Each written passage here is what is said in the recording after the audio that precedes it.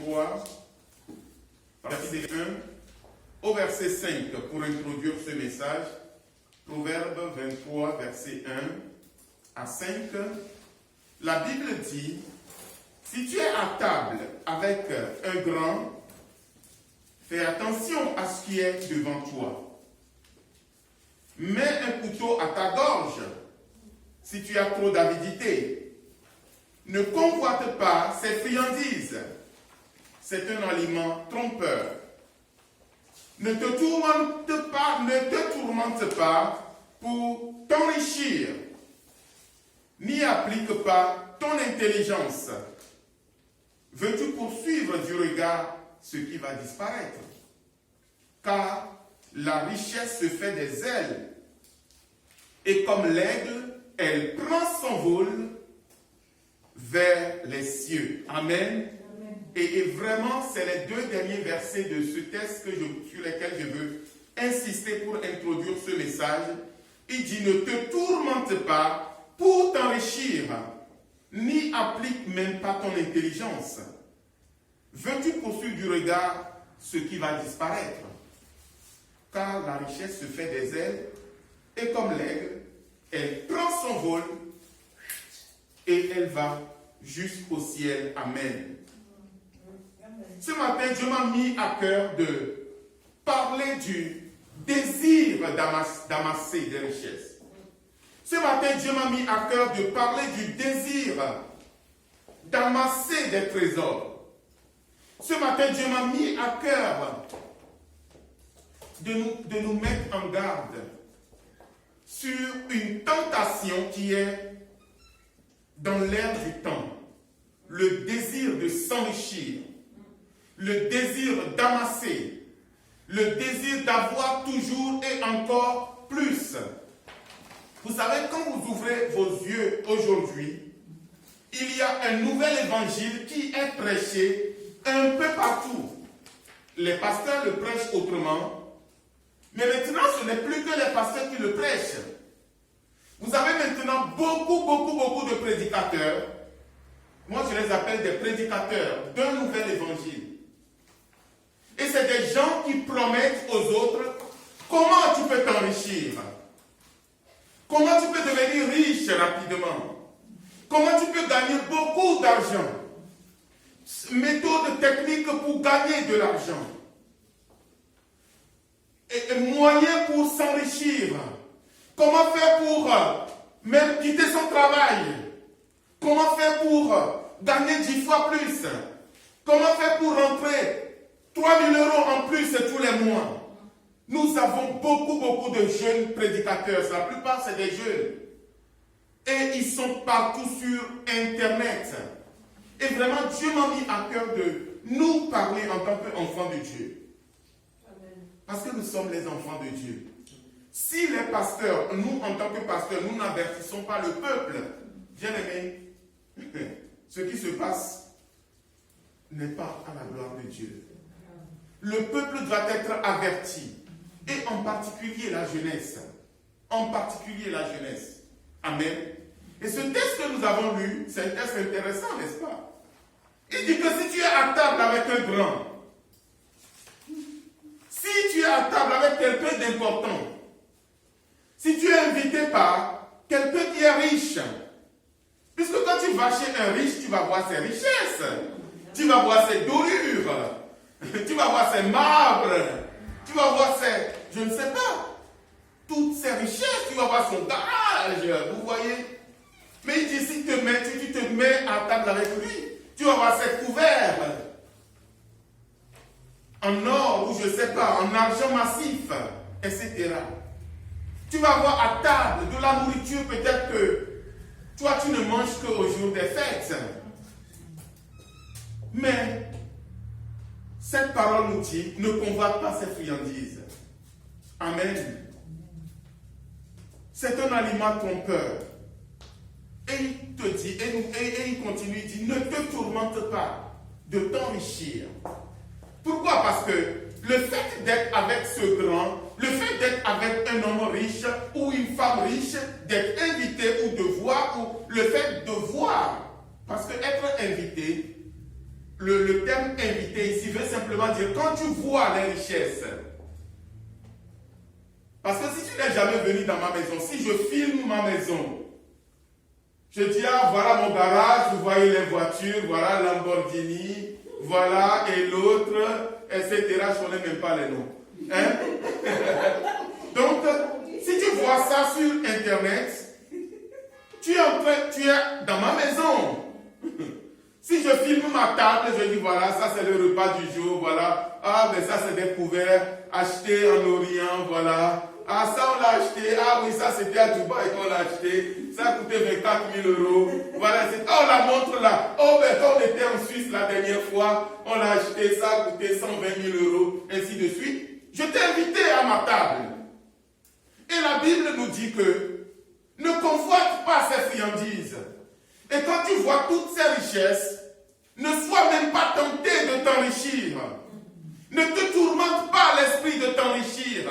Et ce matin, s'il y a quelque chose que Dieu veut que nous retenions, bien-aimés, le Seigneur ne veut pas que nous nous tourmentions pour nous enrichir. Dieu ne veut pas que nous nous tourmentions pour amasser.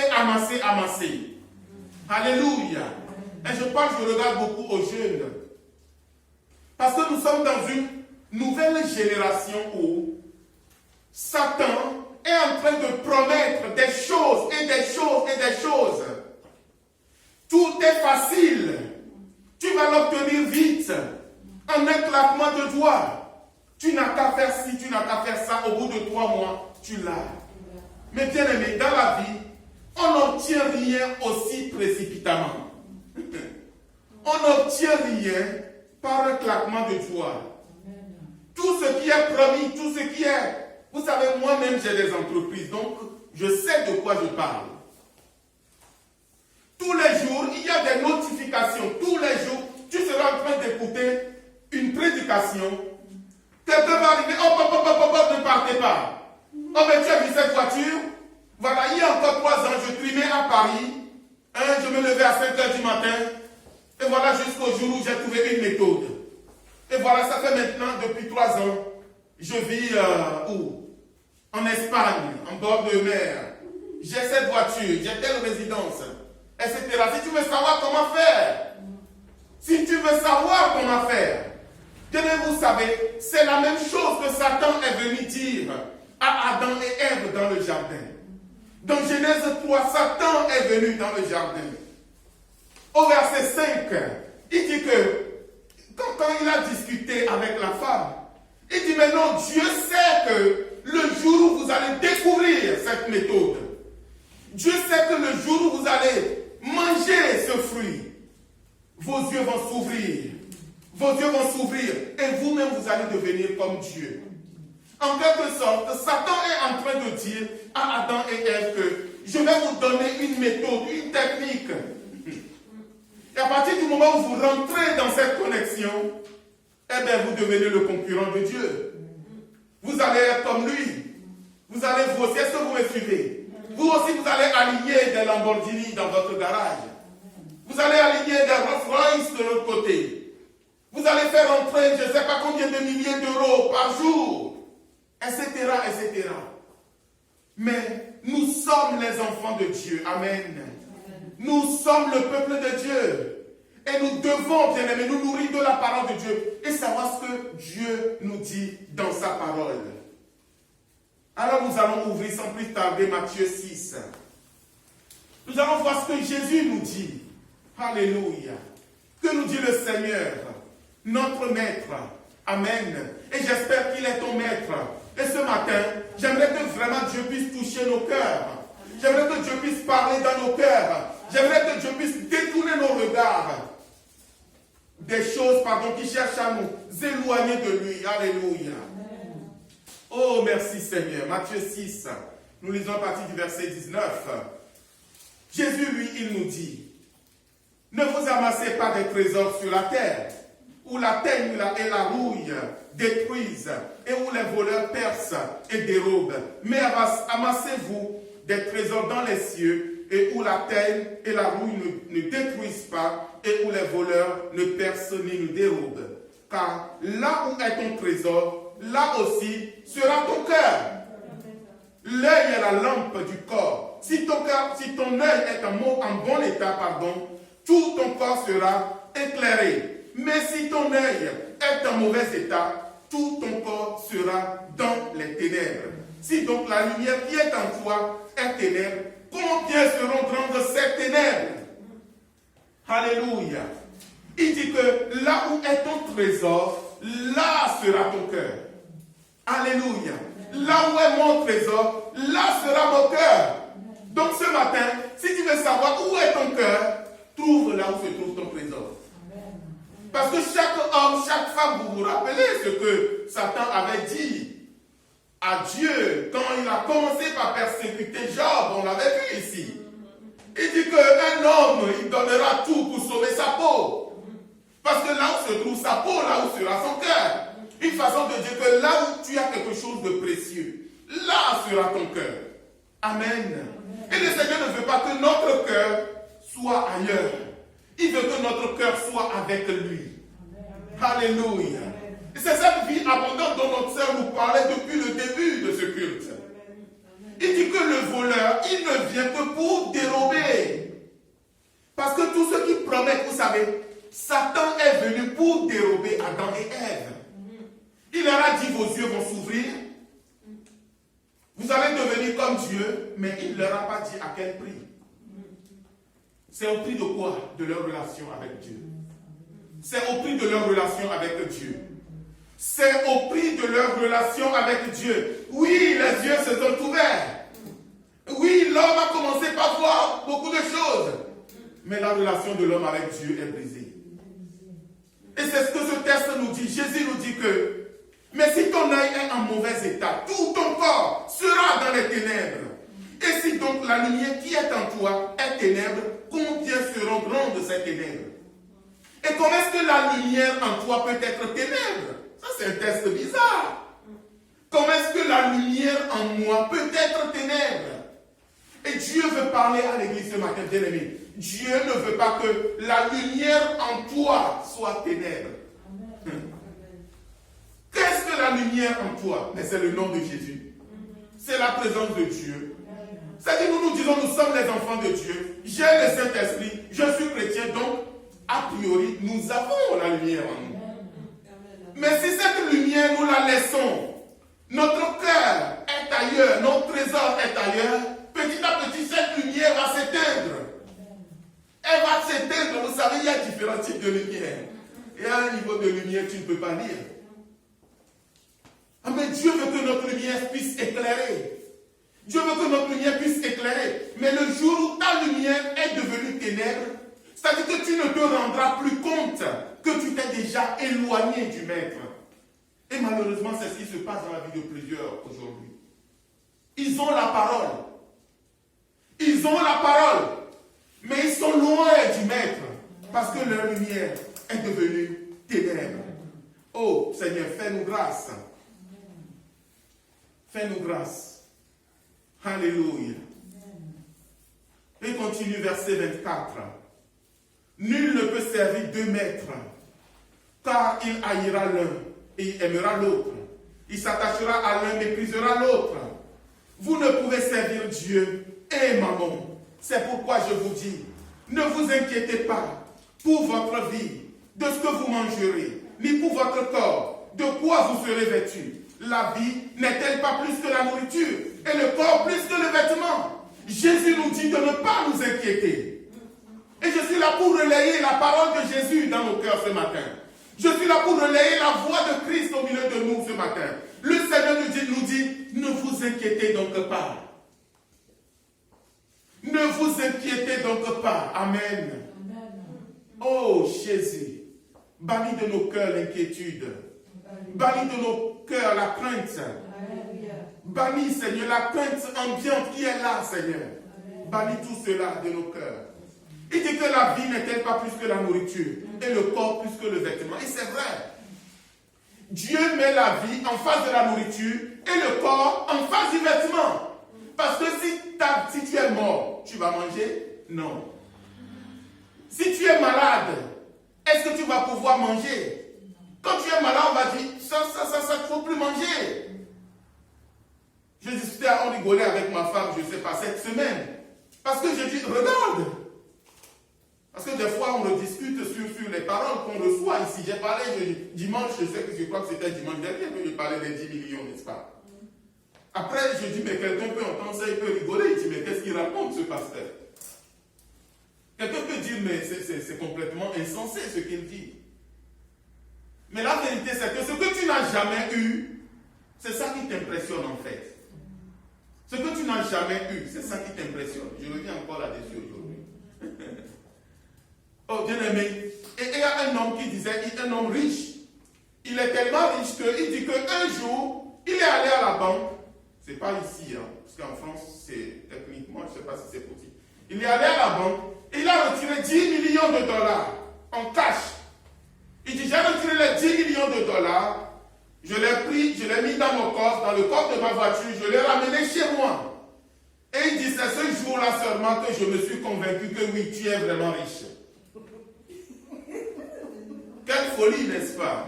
C'est-à-dire que cet homme, il est tellement riche que, mais il n'était pas convaincu qu'il était riche. Est-ce que vous suivez? Il a fallu qu'il aille récupérer l'argent qu'il peut toucher, quoi. Donc il a ramené les 10 millions chez lui. Donc il va se regarder dans la glace, il va dire, c'est vraiment toi, oui, c'est toi, c'est moi. Il est là, oui. Je l'ai, bon, ok. Demain on retourne à la banque pour le déposer, c'est bon. Mais ce que tu n'as jamais eu, c'est ça qui t'impressionne. C'est ça qui t'impressionne. Mais quand Christ nous donne la vie abondante, alléluia. Quand Jésus nous promet la vie abondante nous remplit. La vie abondante nous remplit. Même les choses que nous n'avons jamais eues ne peuvent plus nous impressionner. Les choses que nous n'avons jamais eues ne vont plus nous impressionner. Amen. Oh, moi j'aime la parole de Dieu. Amen. Donc je disais que tout ce qui est fait précipitamment, amen, ça n'a pas un bon goût. Si je redis, Dieu peut te bénir, Dieu veut nous bénir. C'est ce que notre sœur a dit ce matin. La vie abondante, ça couvre beaucoup de domaines. Mais tout ce qui arrive brusquement, ce n'est pas bon. C'est comme tu prends ce même poulet, tu le mets au four, tu mets le four à 1000 degrés. Oui, tu veux que ça soit plus vite. N'est-ce pas? Tu es pressé. Tu veux manger vite. Mets-le au four, mets-le à 1000 degrés. Et tu vas voir ce qui va se passer. Et Satan, il est là, bien aimé, il nous tente, nous tous. Mais la cible, c'est les jeunes. Alléluia. Et les jeunes, écoutez-moi bien, Dieu veut vous bénir. Amen. Même les plus âgés, Dieu veut nous bénir. Mais Dieu ne va pas nous bénir en mettant une nourriture au four à 1000 degrés. Non. Ça va cramer. Alléluia. Mais Dieu va te bénir progressivement. Dieu va te bénir petit à petit. Chaque jour qui passe, Dieu va te faire grâce. Chaque jour qui passe, tu verras que Dieu est en train de te bénir progressivement. Amen. Progressivement. J'ai toujours une parole que je dis aux personnes avec qui j'échange des fois dans mon entourage. Je dis toujours, quand il y a une petite fuite d'eau chez toi, laisse-la et pars au travail. Dis, ce n'est qu'un filet. Non, ce n'est qu'un... Non, mais c'est juste une petite fuite. Je vais au travail. Quand je vais revenir, je vais réparer. Quand tu vas revenir le soir, ta maison, ça va être un fleuve. Alors qu'en partant, c'était juste une petite fuite d'eau, quoi. Qui grisait comme ça. Tu dis non. Ah, mais c'est pas important. Je vais au travail. Quand je vais revenir, je vais réparer. Bien, c'est comme ça que Dieu nous bénit. La bénédiction de Dieu, c'est comme ça. C'est comme de la nourriture qui est cuite à feu doux. Alléluia. Ça va cuire à feu doux. Mais c'est le meilleur. C'est ce qui a meilleur goût. Est-ce que vous m'entendez? C'est cette bénédiction qui a meilleur goût. Amen. Oh, moi je persiste et je signe. Si Dieu veut me bénir, c'est vrai. J'ai un parcours, j'ai une expérience.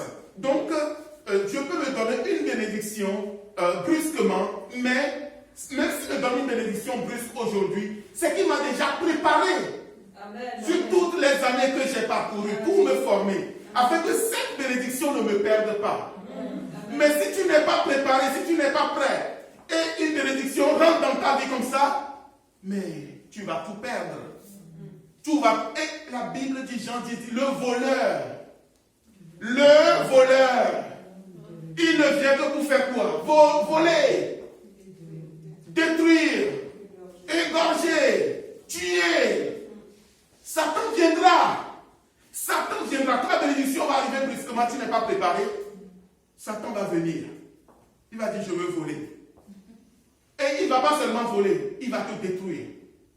Et nous voyons de plus en plus de personnes qui sont détruites de différentes manières. Amen.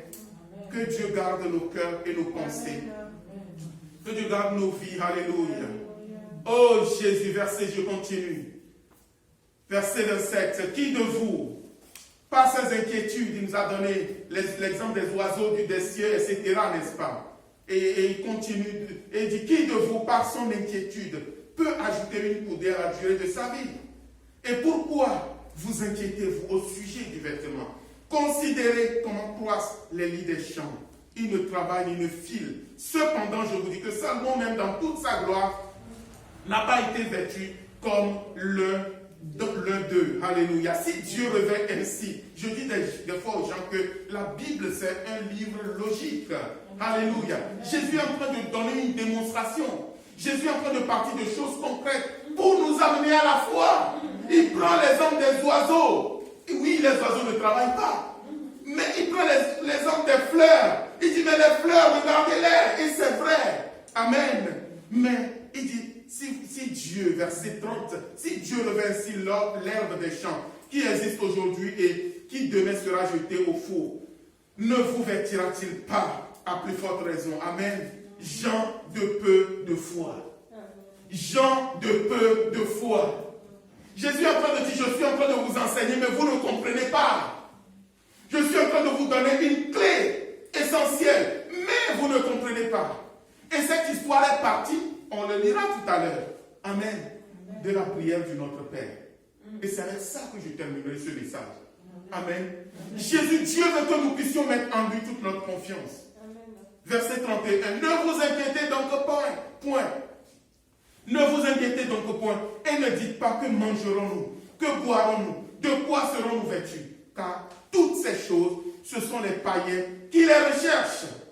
Et votre Père Céleste, il sait de quoi vous avez besoin. Alléluia.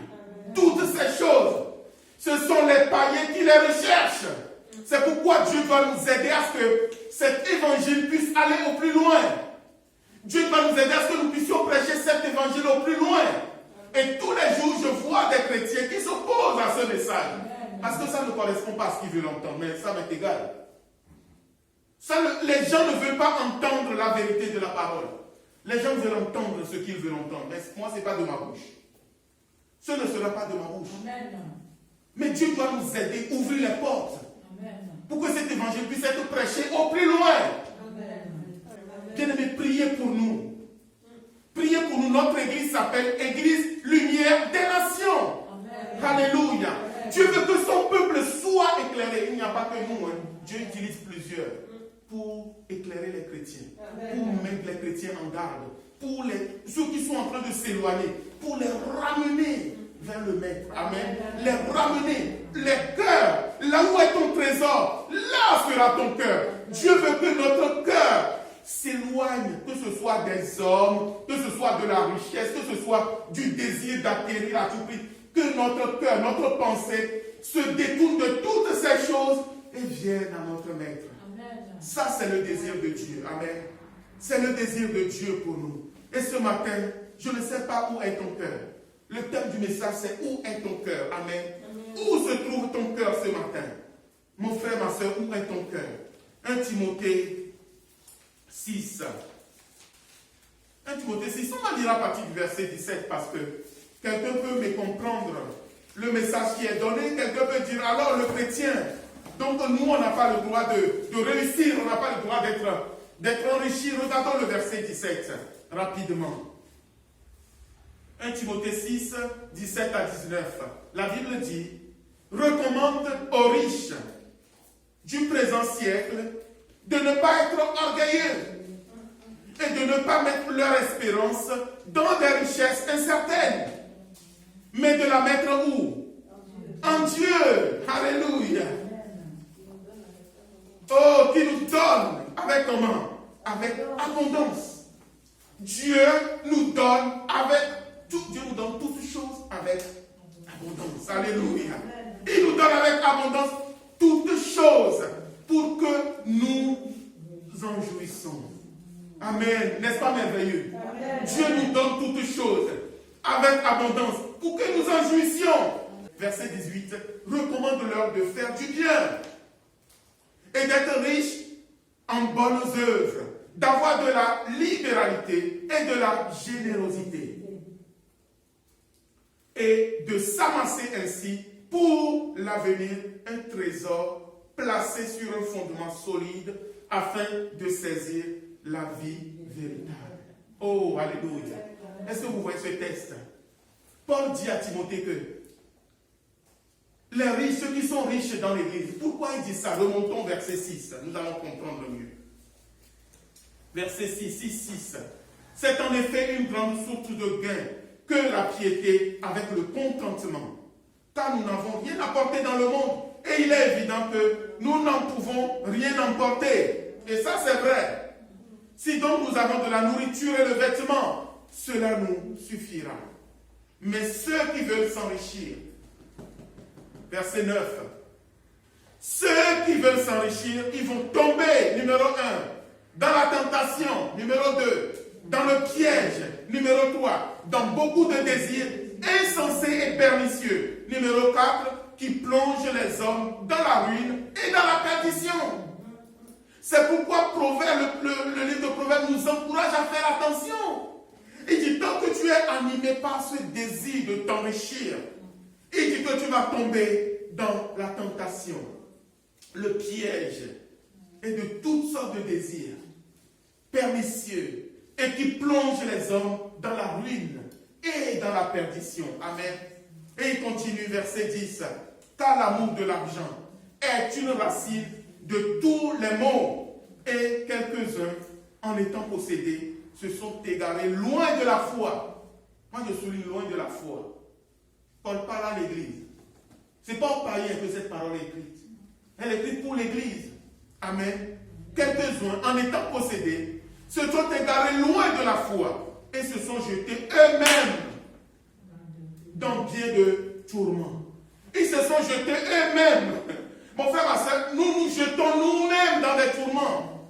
Les chrétiens aujourd'hui se jettent eux-mêmes dans des tourments. Des églises, je dis, même des églises se jettent eux-mêmes dans des tourments. Quand Dieu ne vous a pas demandé de faire quelque chose et vous le faites, vous allez vous jeter dans des tourments. Amen. Des familles se jettent dans des tourments.